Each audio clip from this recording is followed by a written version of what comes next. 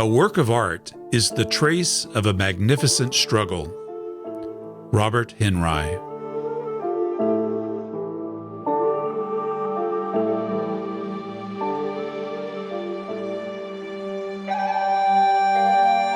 This is The Artful Painter, art lessons for artists, collectors, and people who love art. Ariana Richards delights in expressing her creativity in both painting and acting. Encouraged by her family at an early age, she developed an intense interest in the arts. She developed her painting skills even though as a young child she was also busy acting. Ariana has appeared in over 30 movies and television shows, including portraying the young computer wizard Lex in Steven Spielberg's Jurassic Park. She went on to earn a bachelor's degree in fine arts and drama at Skidmore College. Her painting skills earned her the honor of becoming one of the youngest artists to become a member of the California Art Club. She is also a member of the Portrait Society of America. Ariana's creative roots in the arts can be traced to one of her early ancestors, Renaissance painter Carlo Crivelli, who lived during the 1400s. With a deep respect for the old masters and a keen appreciation of the Impressionists, Ariana has developed her own sensitive, expressive voice that is an amalgamation of both worlds. Her beautiful portraits gently capture a fleeting gesture of the subject. Her landscapes and seascapes encapsulate the beauty and light of a moment in time. The gorgeous results of Ariana Richards' finely honed creative voice is poetic realism. My name is Carl Olson, and this is The Artful Painter.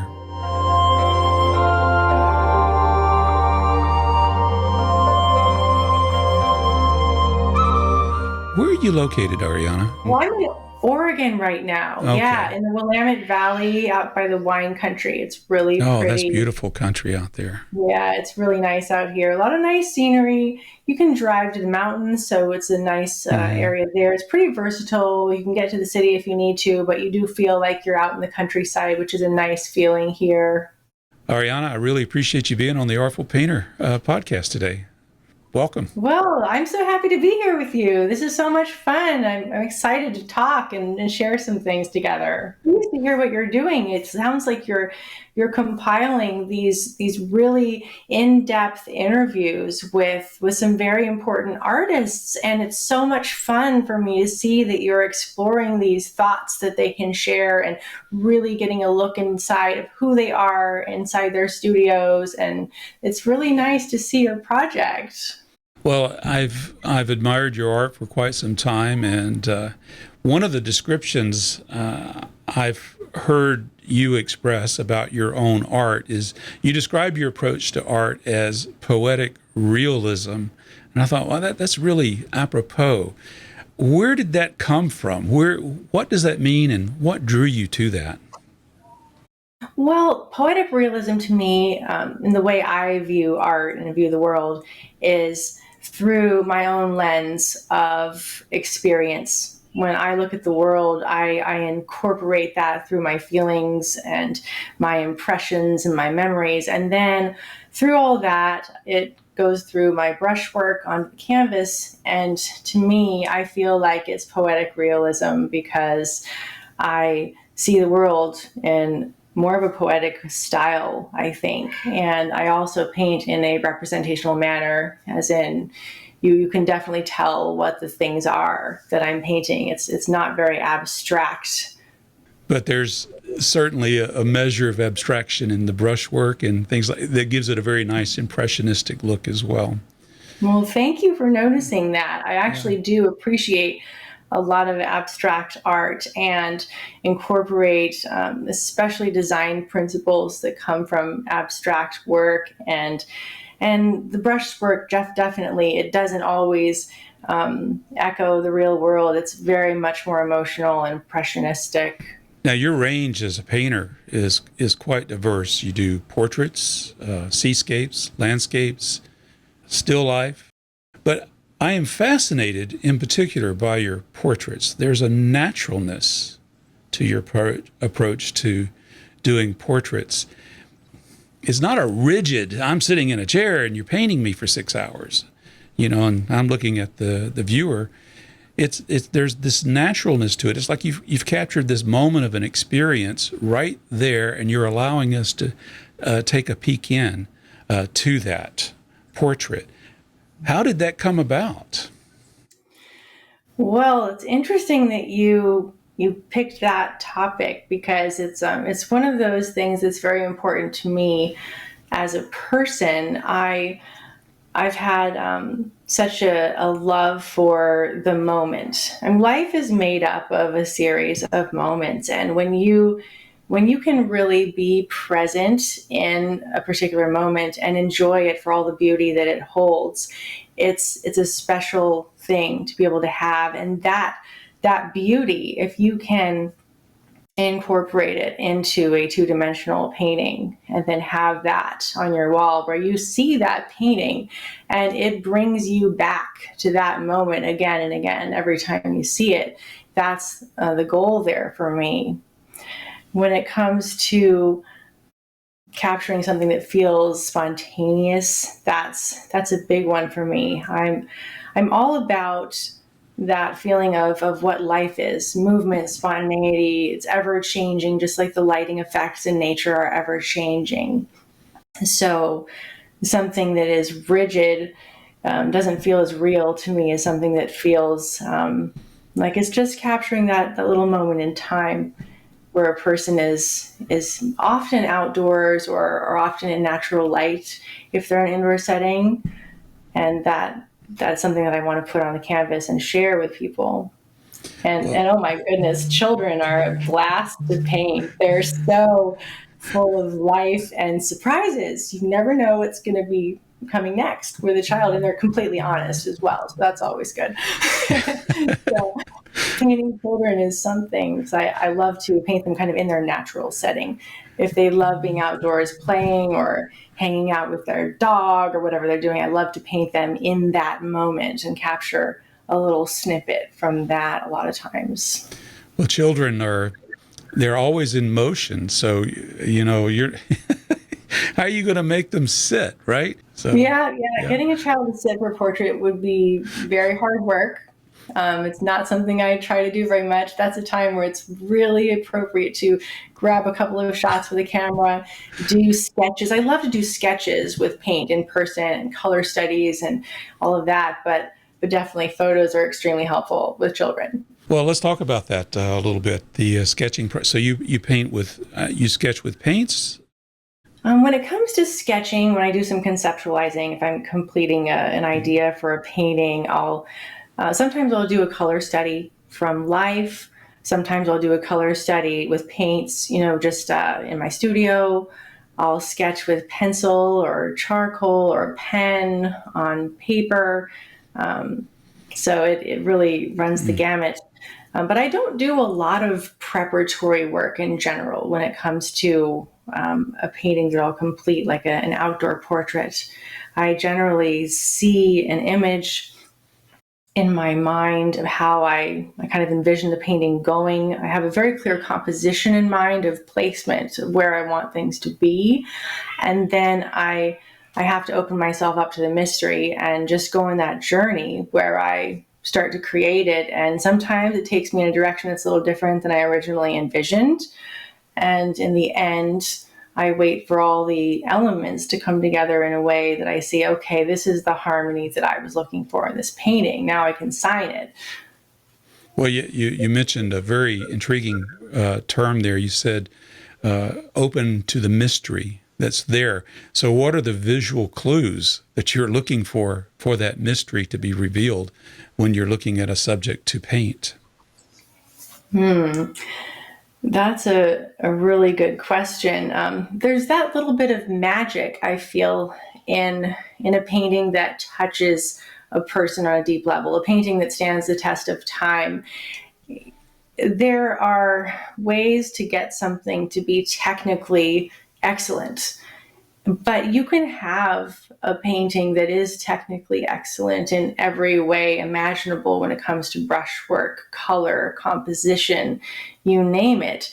But I feel like there's a little element of magic that you have to have the grace that it just kind of shows up, and you don't know for sure when it's going to show up. But I just try to open myself to that and let it show up and be surprised when it shows up and make sure I don't change it once I really get something right. I know when to stop, I hope. Yeah, it's a challenge. It's a challenge. One thing I do observe in the paintings, it's like, so the moment, I don't know how you decide this, but it's like there's the turn of the head or the movement of the arm. There's something that is happening. So it's almost like it's mid-stride, mid-movement, but in a not an awkward way, but in a very natural and intriguing way. The word you used, intriguing, is an interesting word for me because I find the physical form very intriguing when it comes to gesture. Gesture has been used for centuries, if not millennia, to express feelings, moods, stories, even. And so when you see an expression on a person's face, that can hold worlds of experience, as well as a gesture, like you were saying, just something as subtle as the tilt of a head or the movement of an arm. It can speak worlds of difference depending on the gesture that you choose and the lines of symmetry that it incorporates into a work. So there's a fluidity with the gesture. Is what comes to my mind. If I'm playing word association, that's what I'm thinking of. There's a fluidity with the gesture. There's a moment there. Absolutely. Fluidity is a great, great word. You must be very versed in viewing art. It sounds like you have an eye just for experiencing what the art is bringing to you. Well, I don't know about that.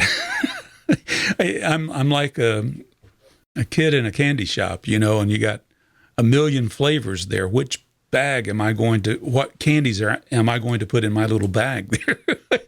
So, but what I've noticed about artists is they are very observant, and they're observant of human nature or whatever their subject is. There's that moment, not a moment. It's like, well, the other day a few weeks ago, I was in Colorado with some painters, and it was very fascinating to watch. They would sit there and just look, studying and thinking. And I thought that's what I enjoy about this thing, is that observation and thinking. So I don't know. I don't know where I was going with all of that, Ariana. No, it's absolutely right. They're artists. They are observers of the world, and there's that moment that is it's the quiet time where an artist is viewing the work around them that might give them some inspiration, or simply just taking in the atmosphere where they are and seeing what that brings up in their world. That quiet moment of listening to your environment that is so compelling to me, because that's where the creative moment happens. That's where it's born, really. Well, much of your settings for your subjects are outdoors. So does outdoor painting play a role in developing that approach to portrait painting? Yes, absolutely. Outdoor painting has been a really important part of my life in so many ways. In fact, I was really excited because at the end of my college experience, I was finishing up my bachelor's degree in fine art and drama through Skidmore College. And at 21 years of age, I was just graduating. And literally the same month that I graduated, I became aware of the California Art Club and started to get in touch with them. They really enjoyed my work. And I was so excited because they invited me on to be their youngest female member of the California Art Club ever in the history of the club since it began. so many years before. So I'm still really proud of that and excited that that happened and that they brought me in and wanted me to be mentored by some of the very best painters in the United States. And that's what I did. I just jumped right in. And part of that learning was very, very much geared towards outdoor painting, plein air painting, and just being on site, observing the world. Do you remember the first time you went outside to paint? I remember my first plein air painting experience, and it was actually pretty comical because I went out to Malibu, plein air painting, got my canvas and my oil paints, and there I am painting for the afternoon out at the beach.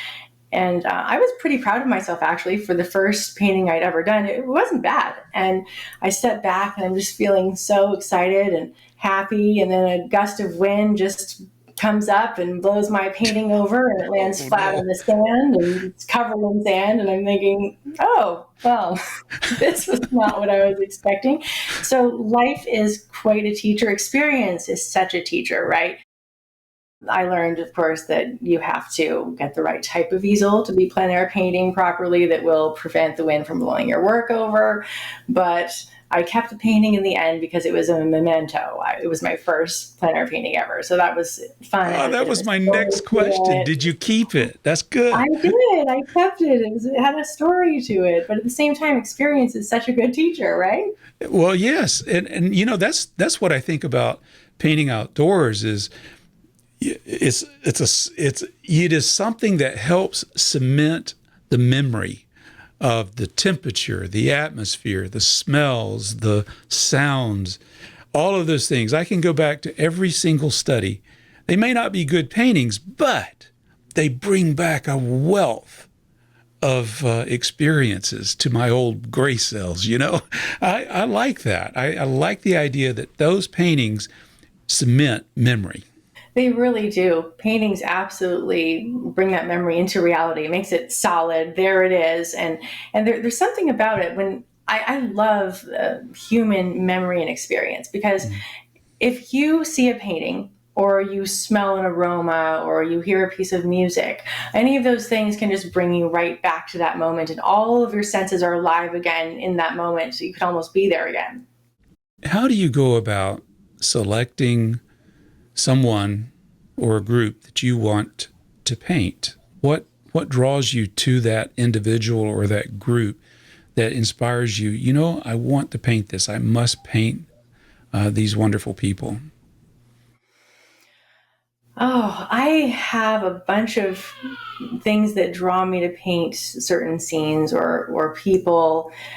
It varies. I mean, on the one hand, sometimes it's simply a moment that I see in my life.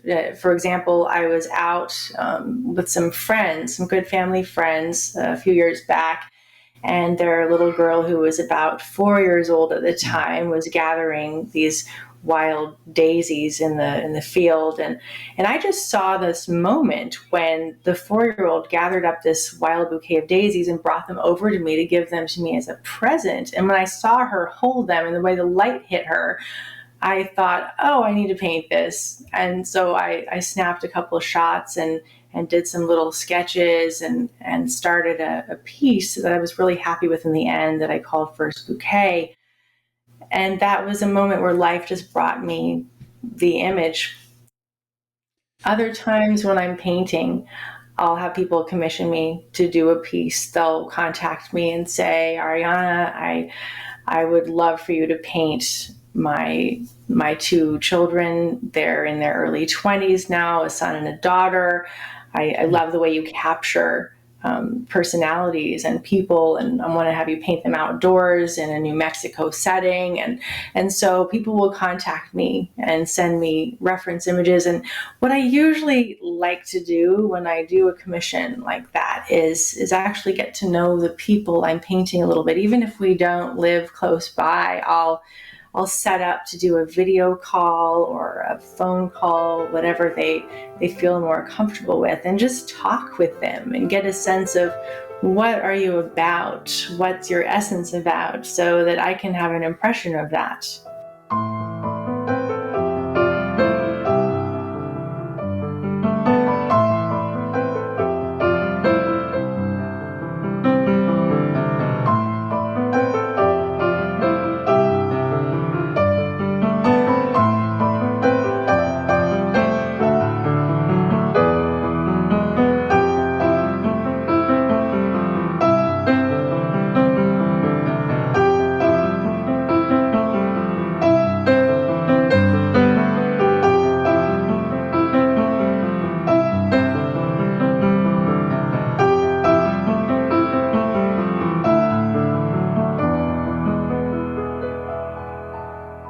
I know I've been focusing primarily on portrait painting. I want to get to some of your other kinds of paintings as well, but I am interested in the fact that you are willing to do commissions. You don't shy away from them. What do you do to ensure that it's a pleasant experience for you, that it continues to be a source of inspiration for you when you paint, and you keep your clients happy? I mean, I'm sure you keep your clients happy, but what do you do? Because most people really are afraid or have an anxiety over commissions. Yeah, it's true. I'm aware of that. A lot of artists that I know have told me that they've either had a bad experience with doing commissioned work, or they shy away from it for other reasons, because of a lack of control, for example, on the process. But I feel like I've been really fortunate with the commissions that I have accepted, because even though I do my own creative work and I'm excited to prepare for more exhibitions, especially coming up in the future now, I've also had a really positive experience accepting select commissions. I don't accept every single commission that comes my way, but people will give me a commission request. And if I feel like the image could be something that I'm drawn to as a painter, and I see that it has artistic merit for something I want to create on that canvas, then it's more of a collaborative experience where I am taking input from people I'm working with and just enjoying what they're about and bringing that into the picture. And one thing I really appreciated in my commission experiences is that the clients have always wanted to just give me free reign as an artist, take all the artistic license that I want to take or need as I go through the process. And I always tell them, I'm very secretive as I work, and you will not be seeing anything like progress images or anything like that. I do the work, I go through that experience, and then when I feel like it's complete and I'm ready to share it, then I'll take a snapshot of the piece and send it over to them so they can get a sense of where it is now that it's actually complete. You go through a process of managing their expectations, obviously. And do you do the same as far as when the deliverables, when the painting will be done? Because it can take time to do that, I know. Yeah, that's one of the other things when people ask you to create a piece as a commissioned painting, they usually have a question about, well, what's the time frame? Is it going to take 3 months, or is it going to take 3 years? And what am I looking at here? And so fortunately, I only accept a commission if I have space on my calendar at that time to actually put it into a schedule to be completed within a few months, because I don't want people to be waiting a few years. That wouldn't work out well at all. That's generally what I do, and it works out really well that way. There are times where people will contact me and say, my big event is happening in a month and a half, and could I possibly get something for that? And I usually say, I don't think I can possibly make something like this of this magnitude happen that quickly, but if you can wait a little longer, they usually say, oh, well, it's more important to have the product than to have it done on an exact day for an exact event. That's usually the response that I get. I'm sure they appreciate that honesty, because it'd be terrible to say, yeah, I can do that, and then, oh, no. Yes, it's a slapdash job, which I know you wouldn't do. Yeah, I know. And that's an interesting one. I feel like sometimes the general public who aren't artists, who aren't painters, sometimes don't know about the process that goes into creating a painting, and they might assume that it's a faster experience to create something like that than it is. Though I love different aspects of technique, and part of those aspects are very much immediate and very fast, and I do incorporate alla prima into my work, which is spontaneous and very free, quick moving brushwork. But what I find interesting in my process is that part of my paintings will be alla prima and incorporate that aspect of style. And as I develop the piece, parts of it will vary across the canvas, where I'll work on a more impressionistic area and build it up and go back in.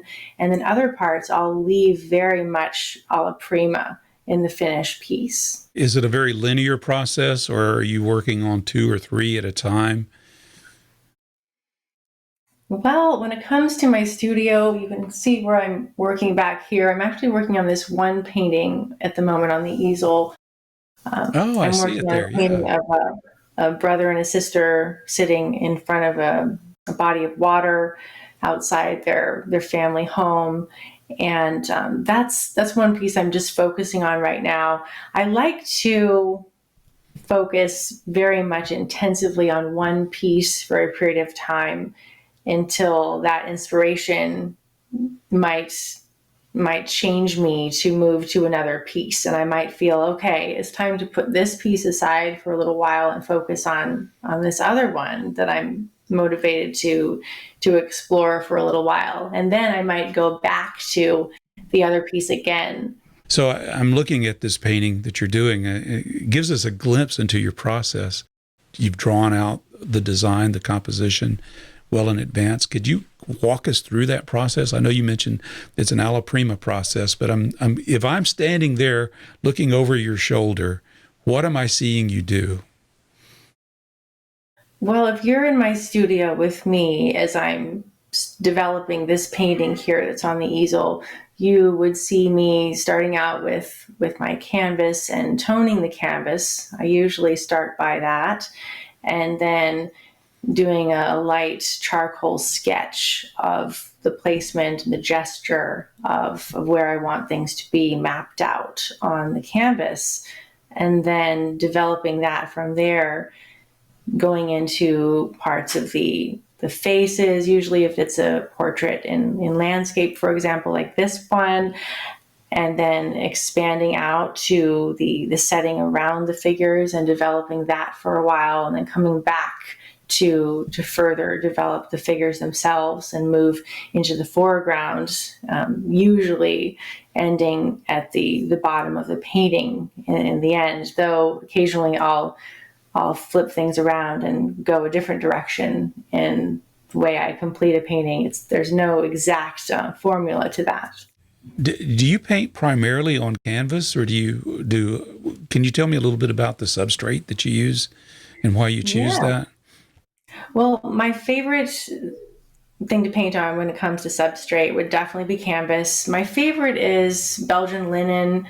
I really enjoy that, and it gives a really nice substrate to work on for me.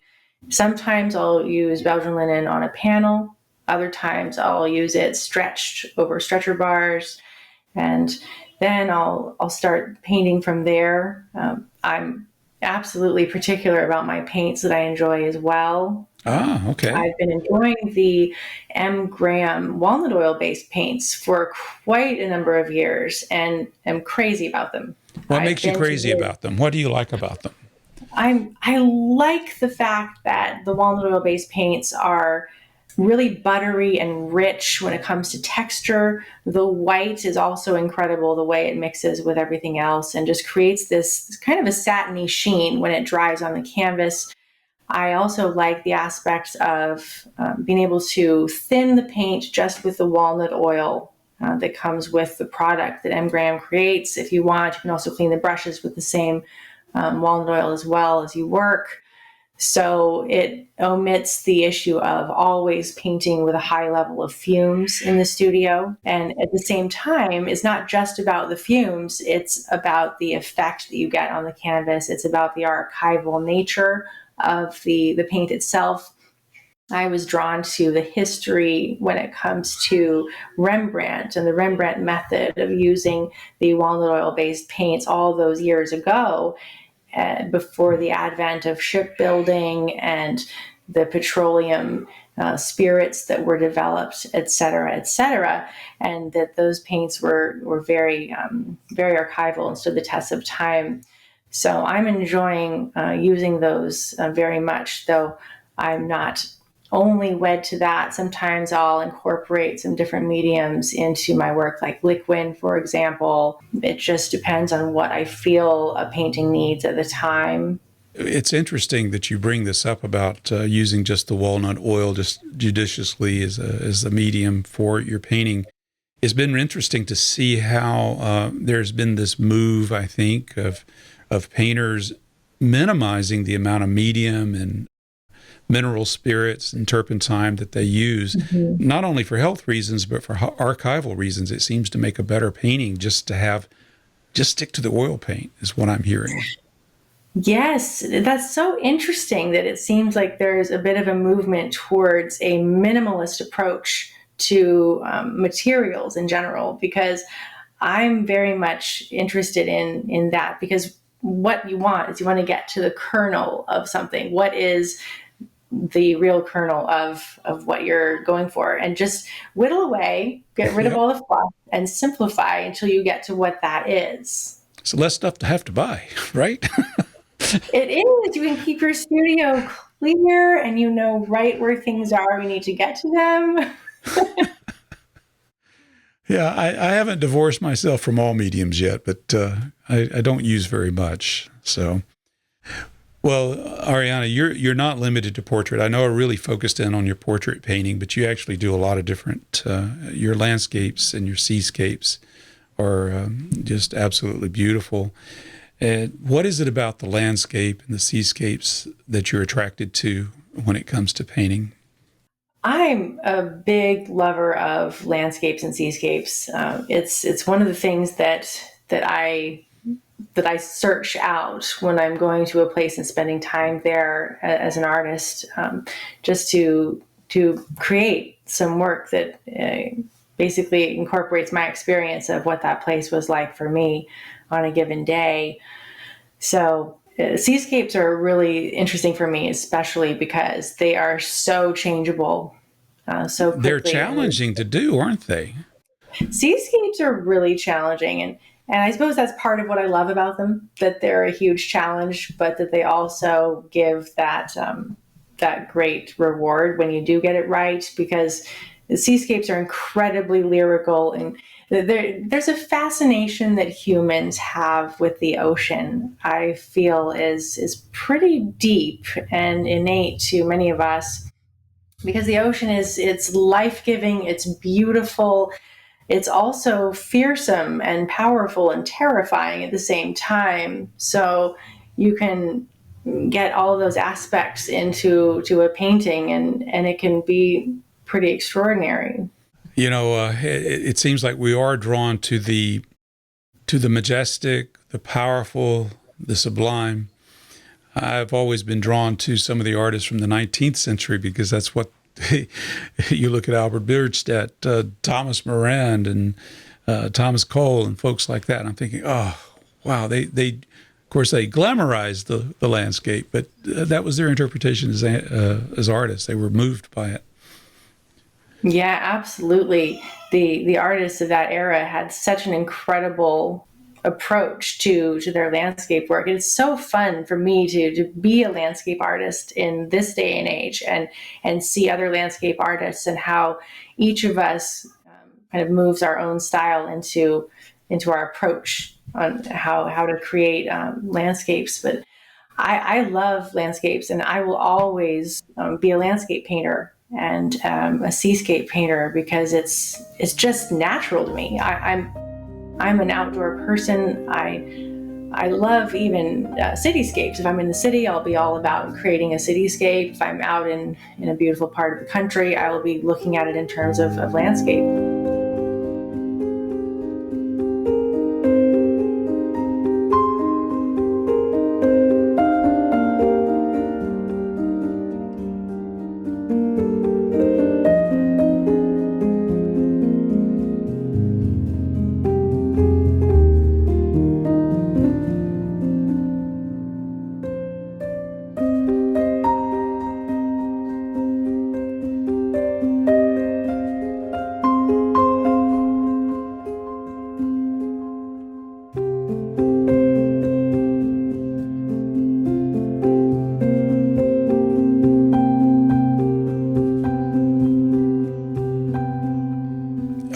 started at the middle, didn't we, when we talked about your art and your approach to it. And I think I'd like to backtrack just a little bit. You touched on your education, and I'd like to talk more about how did you get into this? When did you decide this is what I enjoy doing? This is what I want to do. I want to learn how to do this.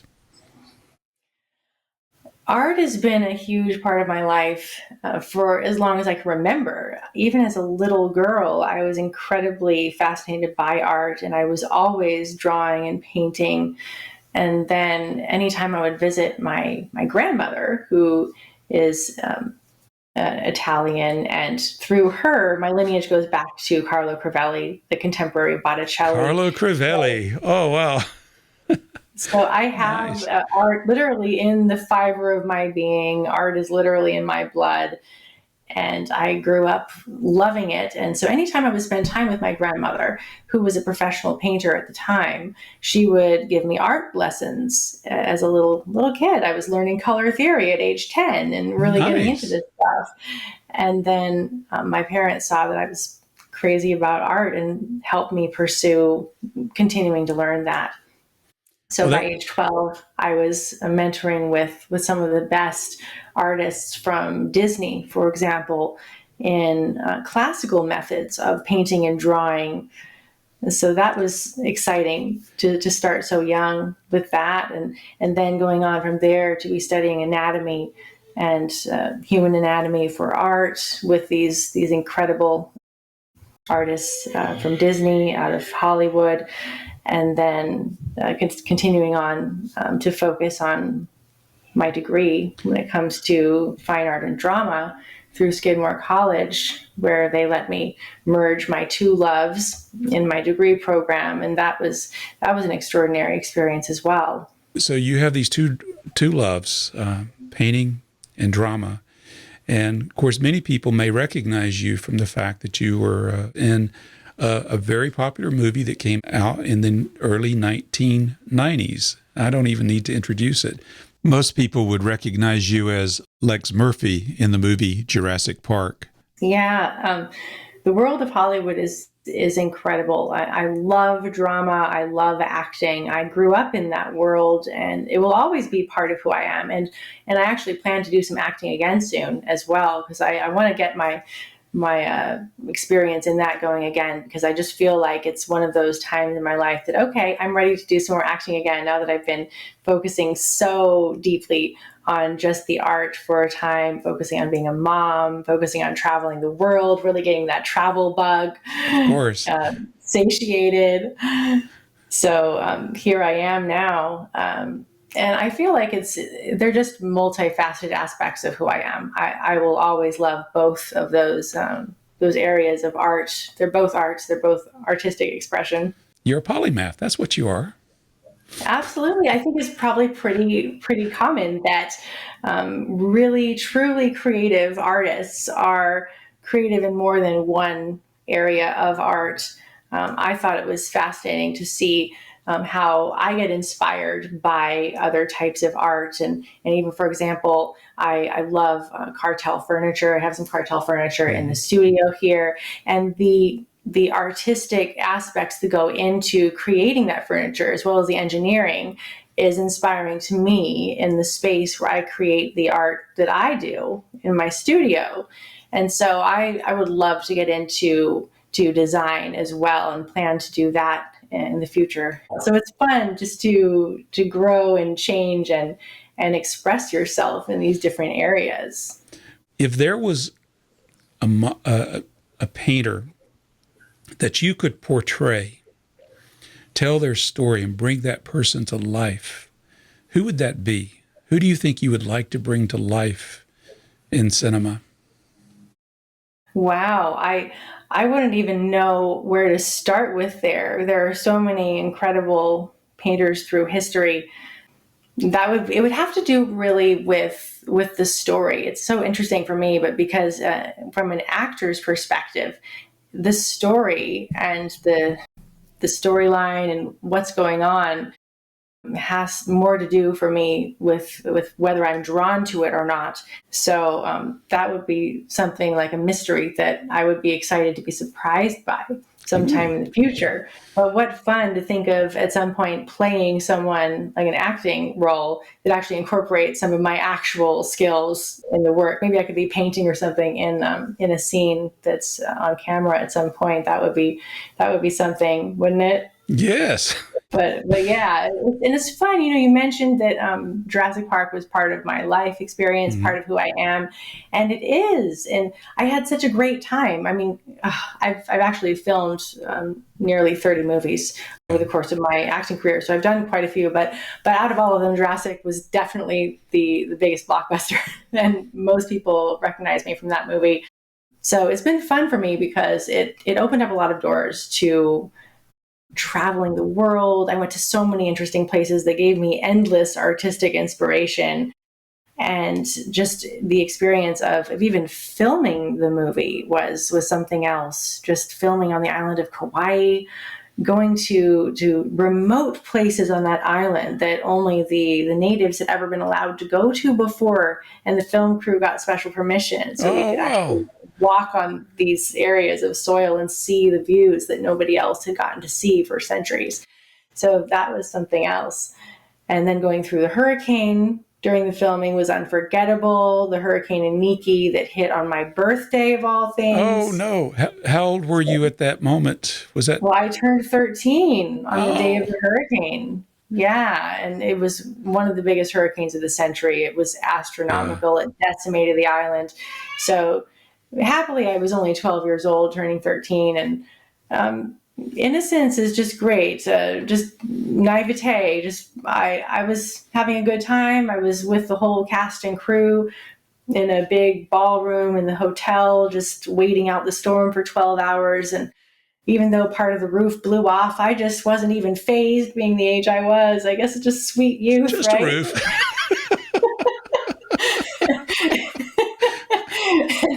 And just being around the other cast and crew members there. Part of the fact was that Steven Spielberg would hang out with me and Joe Mazzello, who played my brother in the movie. And he told us ghost stories for part of the hurricane, which had me in rapt attention. And I was really more afraid of the ghost stories than I was about the hurricane. Well, I think that's a wonderful age to be exposed to the wide horizons beyond our own hometown. I just having that experience and being around so many creative people, I can't even begin to imagine the impact that had on you in a positive way. Oh, yeah. There's something that you brought up when it comes to the age of being exposed to things like that beyond the circle in which you grew up. And to me, that was extraordinary for me, because just at that jumping off place of girlhood turning into womanhood, I was exposed to so many gifted people and places and traveling. I mean, we went to London shortly after filming Jurassic, got to meet Princess Diana. These unforgettable moments that happened to me and broadened my horizons in ways that really did change me and opened up so much inspiration for the future was really something. Was there a singular moment in all of that you thought, that it had such a remarkable impact on you that it was almost life-changing?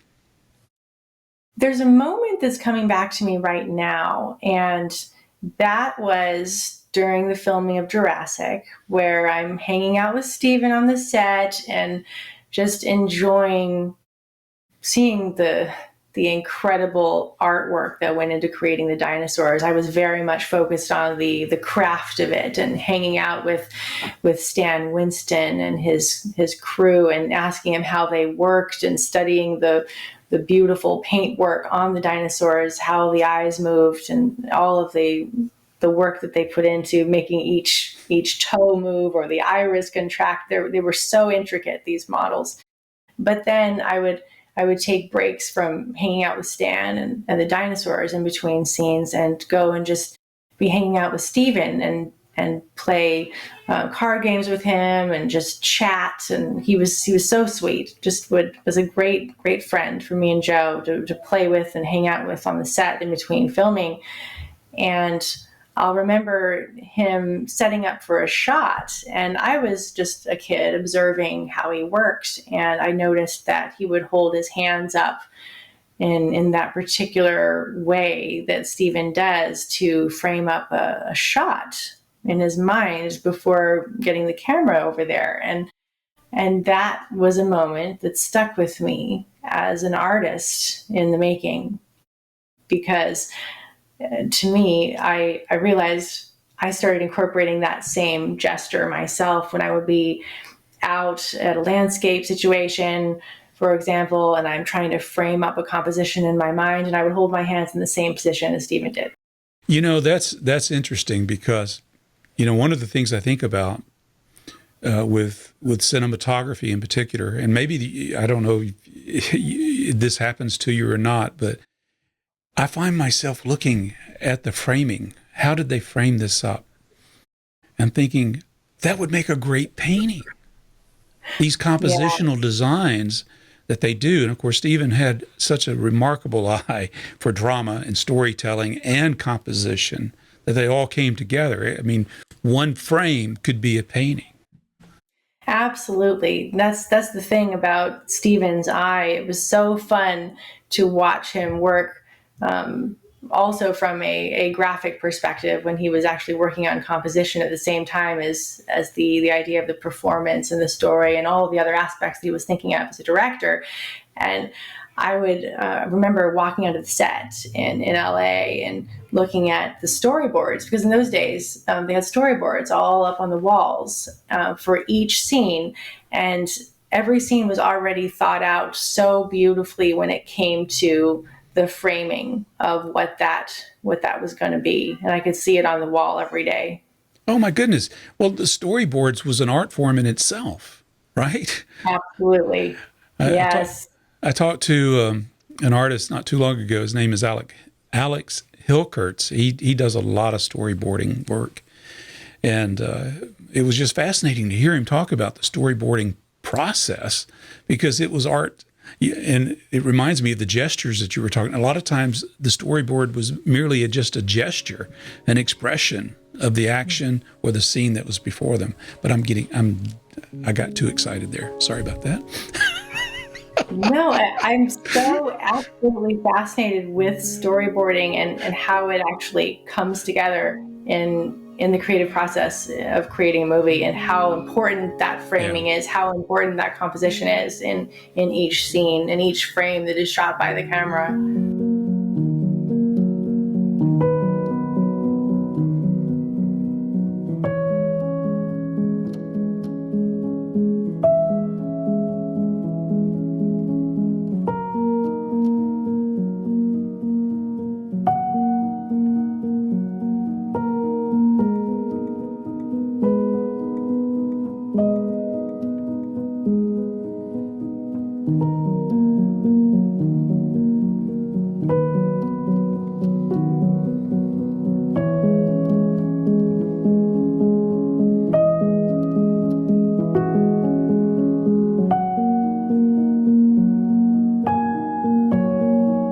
You mentioned earlier that you've been mentored by a number of folks, and I'd like to really explore that a little bit more.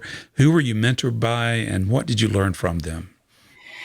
Well, when I got involved with the California Art Club at 21, it was really something, kind of like a magic carpet, just to get on this ride and get connected with some of the best painters in the country.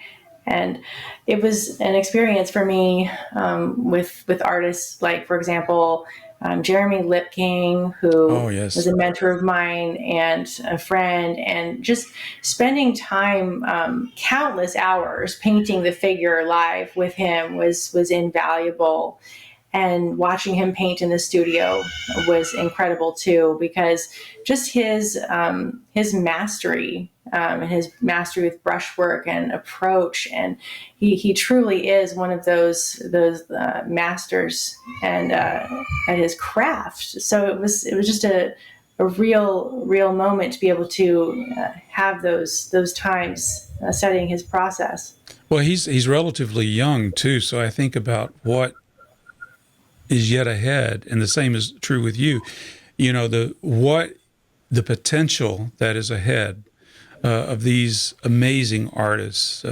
It's exciting to contemplate and see what comes from them. Absolutely. Yeah, it's so fun because I was one of a group of artists in the California Art Club and just felt so enfolded. It was really something. For example, one of the artists who mentored me, Lynn Gertenbach, was just so sweet. She really went beyond any expectations of mentoring, just to bring me in as one of the family, have me over for dinner, and we'd go places for lunch. We'd go to art exhibits together. We'd go driving to beautiful locales like Ojai in the spring and do plein air painting for the day, creating some great landscapes.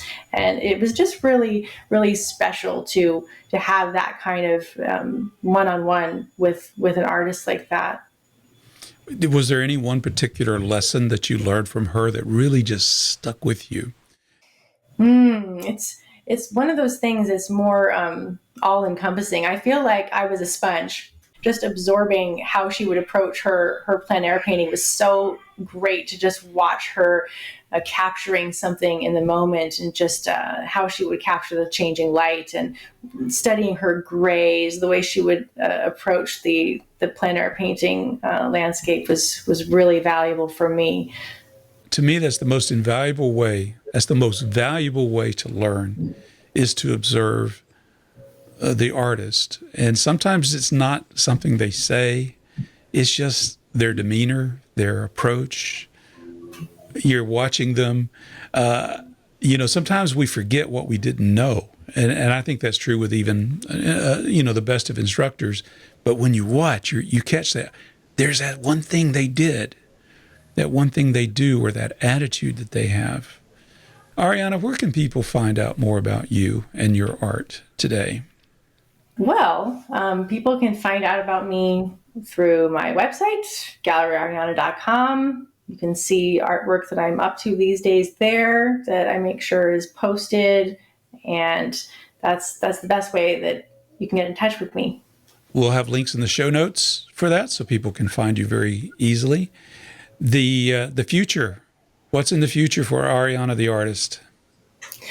Well, I have some big plans for the future. I am planning on doing some more exhibitions as the future rolls out. I have big plans when it comes to exhibitions. They might even be on an international scale. I have my sights on possibly even something in Tokyo or Seoul. I'm very much interested in those countries as well from an artistic perspective. So who knows exactly what I will decide on when it comes to the next plans, but those are definitely in the offing, and I can see some great things coming up. I'm very excited about as the future rolls forward.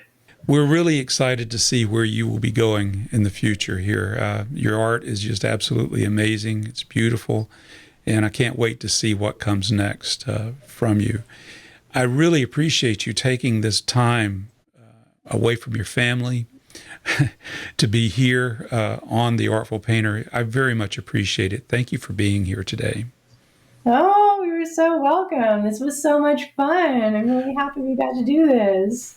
And I have to give thanks and appreciation to your husband, Mark. He was very helpful in setting this up, so I deeply appreciate what he did as well. But you two make a great team, so I appreciate it very much. Oh, I will definitely pass on the nice words to him. He'll be very happy to hear that. Yes, he's quite brilliant and very, very supportive. I'm very lucky. It's great. He's probably wrestling the children right now. When's she going to be done?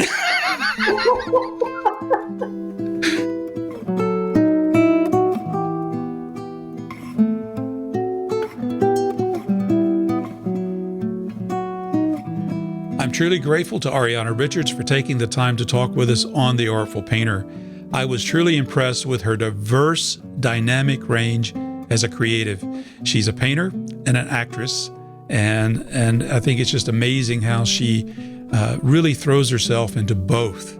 And we benefit from that because we get to see her perform and we get to see her beautiful paintings.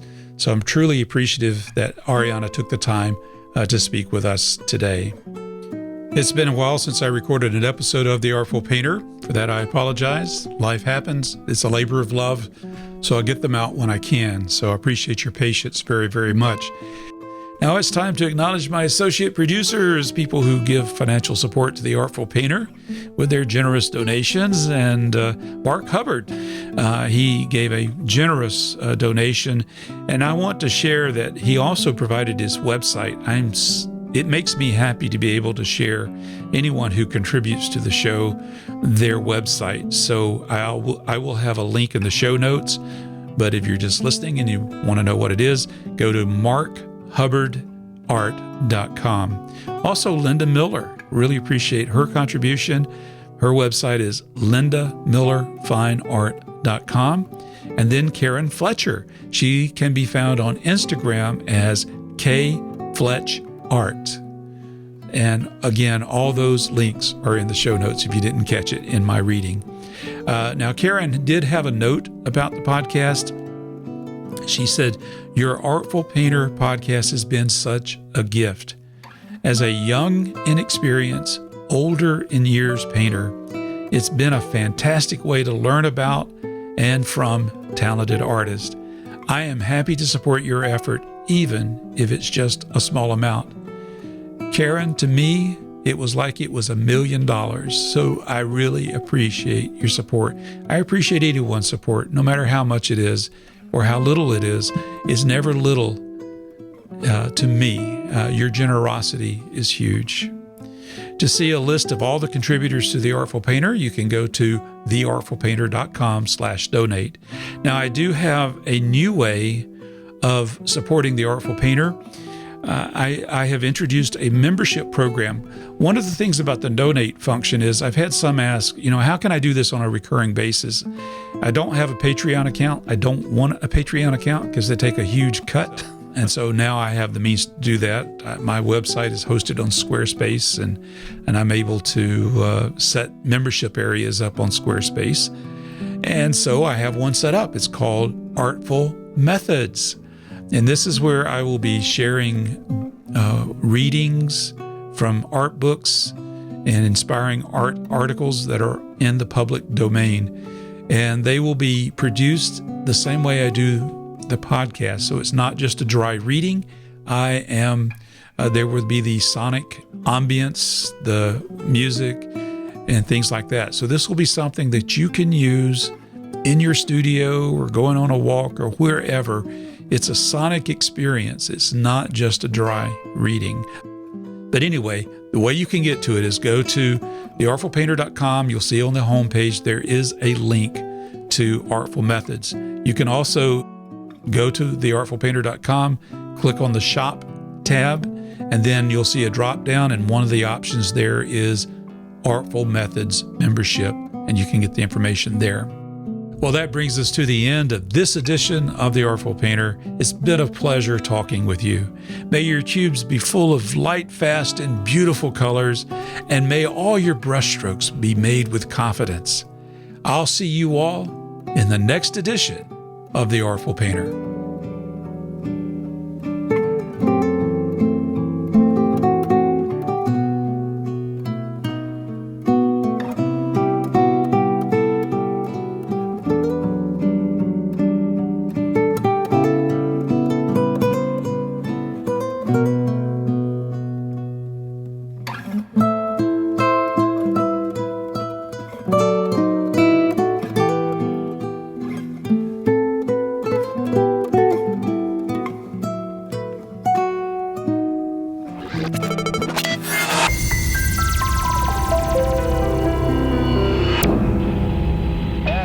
Picture on the TV.